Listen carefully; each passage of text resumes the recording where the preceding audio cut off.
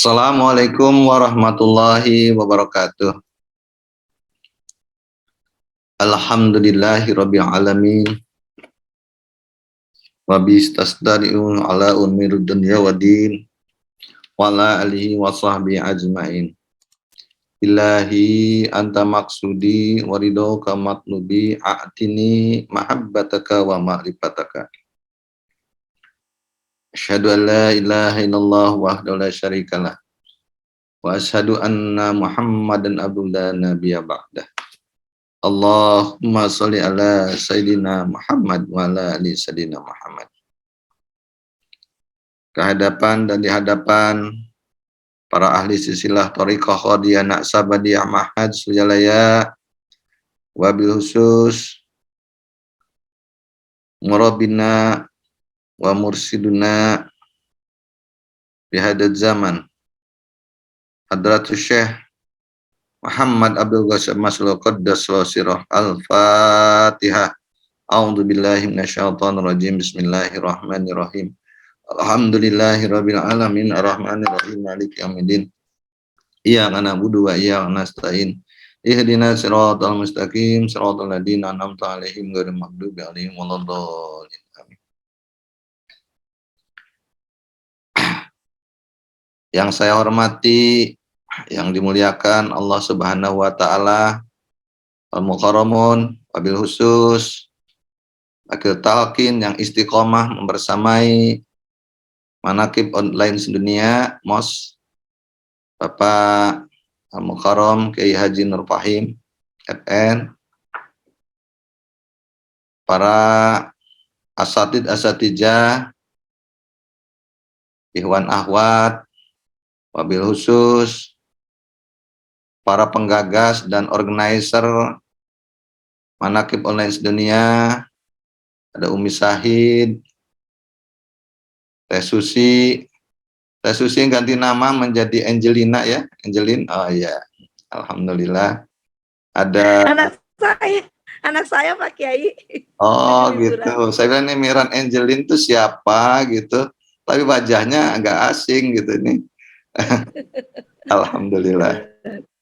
Ada Teh Ira dan juga para petugas Manaqib yang baru saja melaksanakan hikmah amaliyah. Semoga dengan berkah karomah pengesah Baos, kita semua dilimpahi keberkahan, kesehatan yang sempurna, dikabul semua hajat-hajat baik kita oleh Allah Subhanahu wa taala, diijabah semua hajat-hajat kita, tidak hanya dikabul ya, diijabah juga, dan Allah bukakan pintu rezeki kita yang seluas-luasnya, diberikan keluarga, sanak keluarga, anak, mantu, istri, suami yang soleh dan solehah. Al-Fatihah. A'udzubillahi minasyaitonirrajim. Bismillahirrahmanirrahim. Alhamdulillahirabbil alamin arrahmanirrahim maliki yaumiddin. Iyyaka na'budu wa iyyaka nasta'in ihdinas siratal mustaqim siratal ladzina an'amta 'alaihim ghairil maghdubi 'alaihim waladdallin.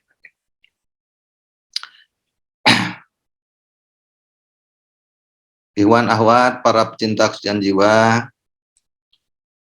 salah satu amalan dalam Thariqah Qadriyah Naqsabandiyah Ma'had Suryalaya adalah manaqib. Manaqiban. Kenapa kita perlu melakukan manaqiban? Jadi manaqiban ini Bapak Ibu sekalian, ikhwan akhwat, merupakan salah satu dari 8 amaliyah.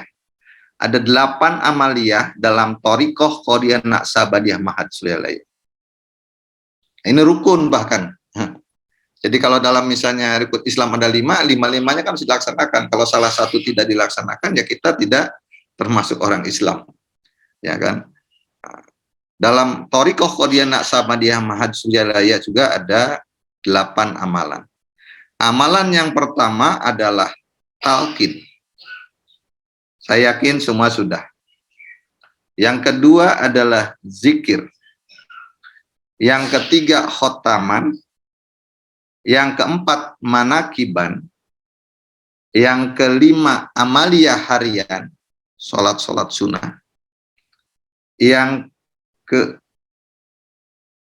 keenam adalah tanbih, 9 pilar peradaban dunia. Yang ke-7 hikmat, dan ke-8 suhbah. Sekarang saya akan bicara tentang manakiban. Ini sering dilakukan dan harus kita pahami bersama supaya dalam melaksanakan manakiban ini kita melakukan secara benar, secara khusyuk ya. Nah, jadi kenapa kita perlu melakukan manakiban? Dalam arti bahasanya manakib itu kan riwayat hidup ya. Jadi manakiban itu ada membaca seluruh riwayat hidup. Nah, makanya dalam manakib itu salah satunya kita ada acara membaca salah satu riwayat. Jadi salah satu bagian part dari ya bagian dari kegiatan atau sejarah riwayat hidup seseorang, itu manqobah sebutnya ya. Manakiban itu kan jamaknya manqobah. Nah, manakiban siapa? Karena yang kita baca dalam manakiban ini adalah manqobahnya Syekh Abdul Qadir Jailani, wali kutub, wali guru agung kita, silsilah ke-19. Dalam caraan manakiban, ritualnya yang sudah dilakukan, ya ada pembaharuan, ya memang mulai katanya sejak zaman Abah Anom, jadi manakiban itu ada selain hikmah amaliyah, inti manakiban itu hikmah amaliyah. Tapi mulai di zaman Abah Anom dan teruskan oleh guru agung kita Abah Awas sekarang, selain hikmah ilmiah ada hikmah ilmiah. Kenapa demikian? Karena dalam Thariqah Qadhiyah Naqsabandiyah Mahad Sujalaya bahwa kita dalam rangka amal itu adalah amal ilmiah, amal yang didasarkan dengan ilmu dan ilmu amaliyah. Jadi kalau kita punya pengetahuan, ilmu juga harus diamalkan. Itulah, jadi tidak boleh lepas antara amal dan ilmiah, amal dan ilmu. Makanya apa namanya istilahnya, slogannya kan ilmu amaliyah dan amal ilmiah. Jadi ditambah. Nah, sebelumnya adalah dalam Thariqah Qadhiyah Naqsabandiyah Mahad Sujalaya sebelum Guru Agung Silsilah ke-37 itu ya utamanya adalah hikmah amaliyahnya gitu. Di Pak Kersa Abah Sepuh, juga di Syekh Tolha. Nah, ini kalau mau ikut manakibannya hanya hikmah amaliyah itu ada di acaranya, masih ada sampai sekarang ini di Kali Sapu di Masjid Kholwat. Itu kan di sana tuh ada manakiban ya kita ini ya, yang TKN Suryalaya yang apa namanya bersama Abah Aos, dan ada juga yang manakiban saudara-saudara kita yang belum mendapat hidayah menerima pengasah Abah Aos, dan ada yang masih asli dari Mama Tolha gitu manakiban. Nah, kita kembali ke masalah amaliyah kita. Jadi dalam hikmah amaliyahnya adalah tadi dari baca Quran, kemudian sholawat thariqah, kemudian baca tanbih, nah kemudian ada tawasul, dan ada baca manqobah. Itu hikmah amaliyah. Ini yang utama. Nah, ini yang utama. Yang utama artinya dalam hikmah amaliyah itu yang mestinya kita memberdayakan potensi basyiroh kita, potensi batin kita, sehingga yang dipakai adalah qalbu untuk menangkapnya. Maka sebaiknya dan memang dianjurkan, sangat dianjurkan dalam manakiban terutama hikmah amaliyah, kita tidak boleh lalu lalang, tidak boleh banyak bicara, tidak boleh banyak main WA, yang benar itu sebetulnya. Baik itu dalam manakib online maupun manakib offline gitu. Tapi lebih banyak tawajuh, makanya sering diminta misalnya kalau sebelum apa namanya pembawa acara sebelum memulai baca Quran, misalnya petugas baca Quran mulai dikatakan akan dimulai, tolong apa namanya pejamkan mata, bukalah apa namanya mata batin dengan tingkatkan terus zikir hobi, misalnya diingatkan seperti itu. Itu sebetulnya karena supaya menangkap suasana batiniah yang ada dengan basiroh itu sebetulnya. Itu dalam hikmah amaliyah. Nah, ditambah hikmah ilmiah. Hikmah ilmiah itu dalam rangka memberikan nutrisi lewat akal gitu ya. Jadi sebetulnya kalau kita kaitkan, di dalam bulan ini ada latifah. Saya tapi tidak akan bahas latifah. Cuma ternyata ada 10 titik latifah kita, ya. 10 titik latifah itu 5 itu merupakan potensi batinnya, artinya yang memang itu adalah kalau dalam kita pada suhur pangsabah, ya, menyebutnya adalah latifah yang diciptakan dengan fil amri, bukan diciptakan karena perintah fil amri, karena kun fayakunnya Allah, yaitu ada di daerah dada, latifatul qalbi, latifatul ruhi, latifatul syiri, latifatul hofi, dan latifatul ahfa. 5 latifah ini adalah keberadaannya fil amri, karena perintah Allah, jadilah, tidak melalui proses, jadi sekaligus. Nah, 5 titik latifah lagi adalah yang kita disebut 2 di ringkasnya, yaitu latifatul nafs, ya, latifatul nafs, dan latifatul qalb, kuli jasad. Nah, latifatul qalb atau kuli jasad itu sesungguhnya adalah 4, ya. Ada 4 latifah pengesabah menyebutnya, yaitu latifatul dari tanah, latifatul air, latifatul angin, dan latifatul api, yaitu seluruh anggota tubuh kita dari mulai ujung kaki sampai dengan rambut, ya gitu. Dan itu disimbolkan di ubun-ubun. Nah, ini adalah 5 latifah yang tadi adalah mulai dari tanah, air, angin, api, dan nafs, itu adalah dibuat oleh Allah dengan fil khalqi, dengan proses penciptaan fil khalqi. Yaitu karena jasad kan, itu fil khalqi itu adalah, kalau jasad itu kan kita seperti Allah berfirman bahwa laqad kana lakum, bukan lakukan apa namanya, wama khalaqul insana min sulalatin min tin, gitu kan kata Allah. Sesungguhnya kami telah menciptakan manusia dari saripati tanah. Nah, saripati tanah itu terdiri awalnya tanah bercampur air kemudian berkembang dengan perlu goyang-goyang. Nah, untuk gerakan itu kan perlu angin. Nah, angin itu kemudian perlu panas itu untuk supaya keras gitu. Nah, itu terciptalah jasad. Jadi jasad itu asal tanah, air, angin, dan api terbentuk jasad. Itu penciptaan manusia yang ada dalam rahim seorang ibu gitu. Saya tidak bahas lebih jauh gitu. Itu penciptaan prosesnya kan, mulai dari saripati tanah ini kemudian menjadi beras dikonsumsi. Nah, gitu sebetulnya ya. Saripati tanah itu dari 4 unsur tadi, tanah, air, angin, api, kemudian menghasilkan sebuah buah atau apalah tumbuhan, saya sebut saja beras lah. Beras dikonsumsi seorang bapak, kemudian dikonsumsi oleh seorang ibu, dan kemudian terekspresi menjadi suatu air mani seorang bapak gitu, sperma, jadi nutfahnya kemudian bersatu dengan zigot dalam rahim seorang ibu, kemudian menjadi segumpal darah gitu, dari secair air gitu, nutfah jadi alaqah, kemudian jadi segumpal daging jadi mudghah, kemudian jadi tulang adzam, kemudian tulang itu dibungkus dan seterusnya menjadi seorang bentuknya. Itu prosesnya penciptaan. Itu adalah, jadi kuli jasad ini, latifah ini adalah dari proses bukan fi amri tapi fi khalqi, jadi hasil penciptaan. Sedangkan nafs ini adalah hasil penciptaan sebagaimana dalam as-samsi, wa nafsi wa masawaha falhamaha fujuraha wa taqwa.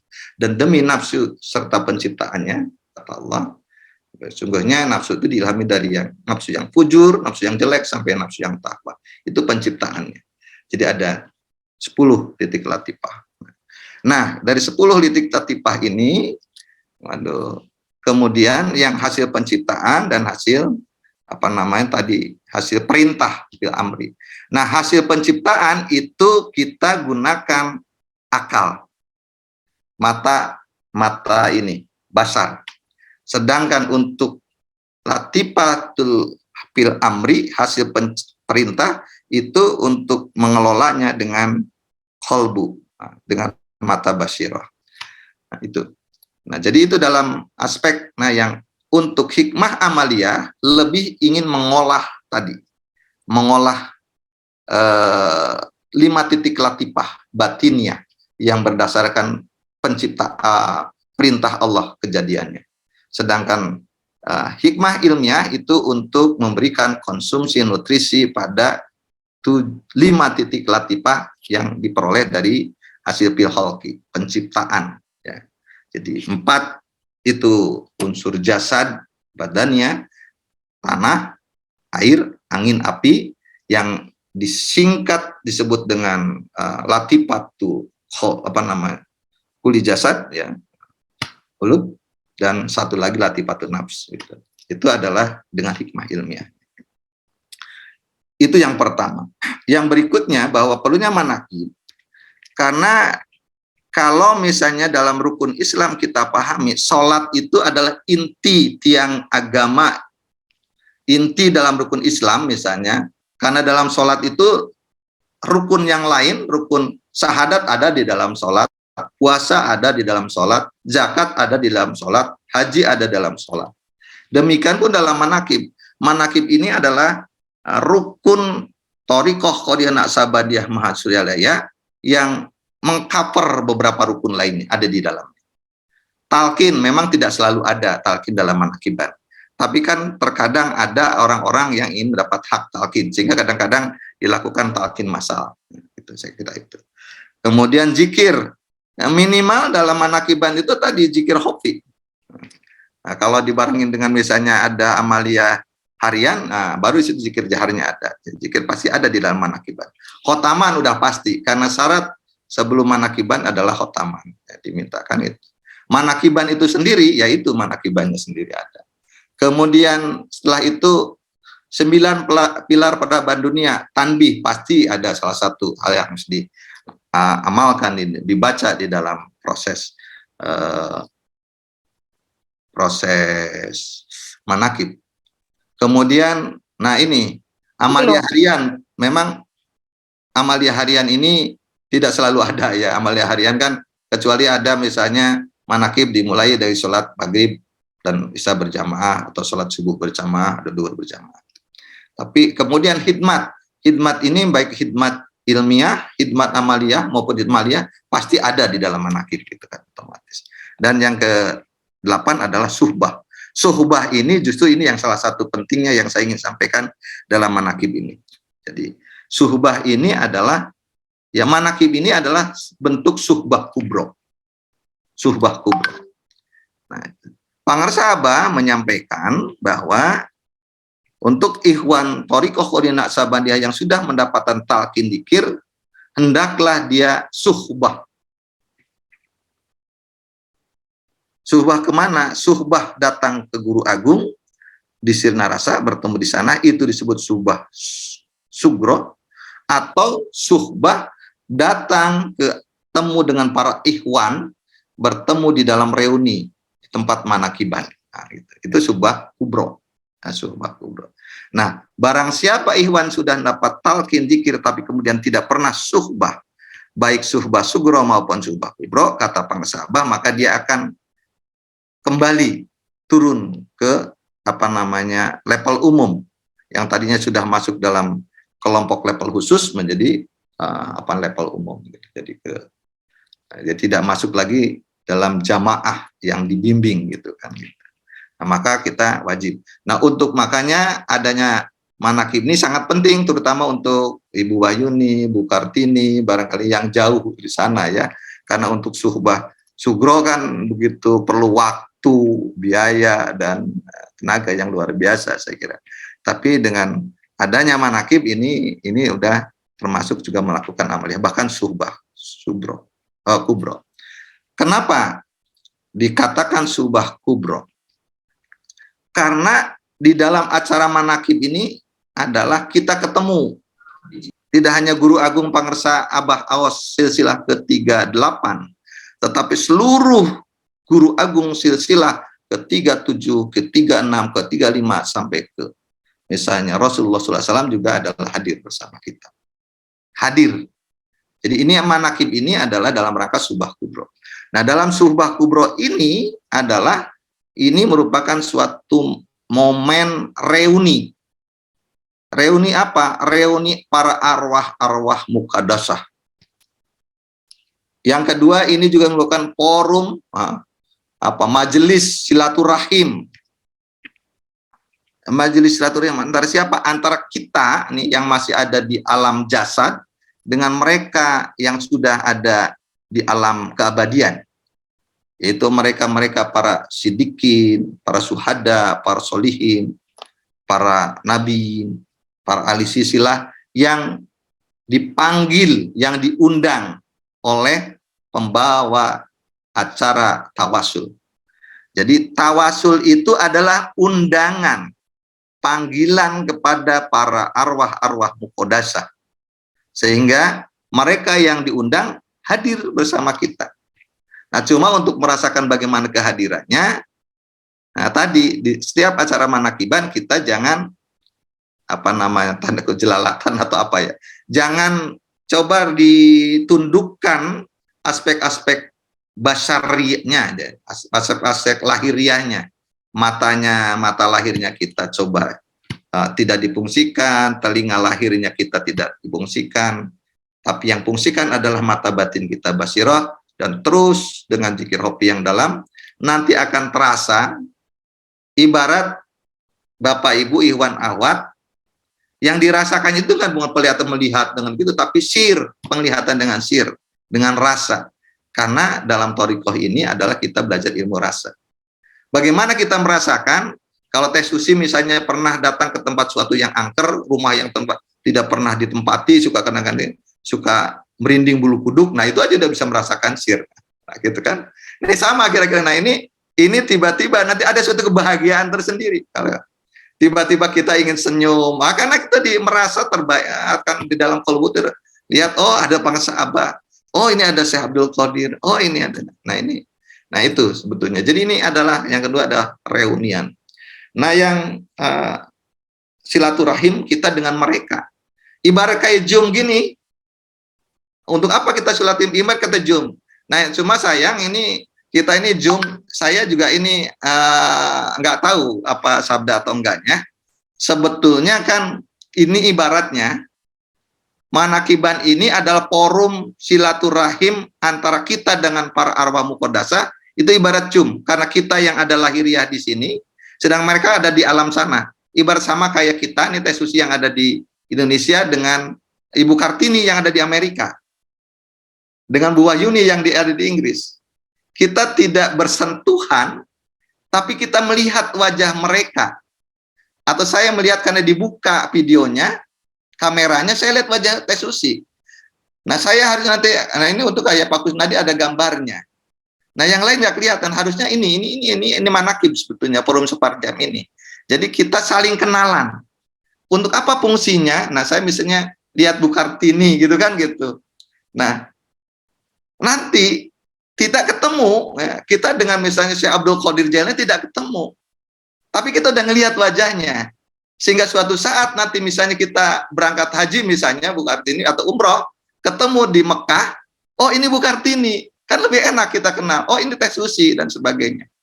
Nah demikian pun kita nanti setelah jasad waktu kita habis di dalam kontrakan kita, ini kan kita dalam kontrakan, lalu pulang diantar pangsaabah dijemput di sana dengan para ahli silsilah, para salatus soleh, para ikhwan yang sudah dahulu, dan mereka sudah mengenal kita karena kita sering bertemu di dalam manakib ini kira-kira gambaran seperti itu.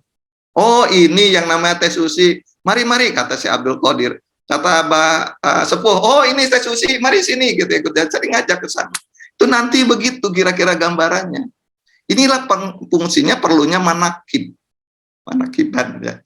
Oke, saya kira itulah, nanti terlalu panjang saya ingin menjelaskan ini ya, kira-kira perlunya manakib. Nah, yang penting saya ingin manakib itu salah satu rukun dalam ajaran thariqah Qadhiyah Naqsabandiyah Mahajjalaya, dan manakib ini adalah sebagai forum silaturahim, majelis silaturahim dengan para arwah muqaddasah, ibarat kita Zoom meeting supaya kita dikenali mereka sehingga nanti pada saatnya kita misalnya pulang, disambut mereka, kita sudah dikenali mereka dan kita juga sudah mengenal mereka.